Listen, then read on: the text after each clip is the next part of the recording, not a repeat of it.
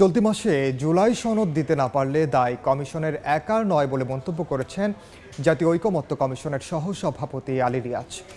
সকালে রাজধানীর foreign service একাডেমিতে জাতীয় ঐকমত্য কমিশনের সঙ্গে রাজনৈতিক দলগুলোর দ্বিতীয় পর্যায়ের 14তম দিনের আলোচনায় এ মন্তব্য করেন তিনি। বলেন, ঐকমত্য প্রতিষ্ঠায় আশানুরূপ অগ্রগতি নেই। এ সময় মৌলিক বিষয়ে একমত হতে সবাইকে এগিয়ে আসার আহ্বান জানান আলী রিয়াজ। সংবিধান সংশোধন প্রক্রিয়া, নারী আসন নির্বাচন ও উচ্চকক্ষের গঠন পদ্ধতি নিয়ে আলোচনা চলছে। সময়ের স্বল্পতাটা বিবেচনাটা করুন, যাতে করে আমরা খুব দ্রুত জুলাই মাসের মধ্যেই একটা জাতীয় সনদ প্রণয়ন করতে পারি। মৌলিক বিষয়গুলোকে যেন এই জাতীয় সনদে সকলের বা অধিকাংশের বা যতদূর সম্ভব সকলের মতামতের মধ্যে দিয়ে আমরা এক জায়গায় আসতে পারি। কমিশন কোনো আলাদা এন্টিটি নয়, এটা কোনো আলাদা সত্তা না। কমিশন আপনাদের আমাদের সকলের অংশীদার।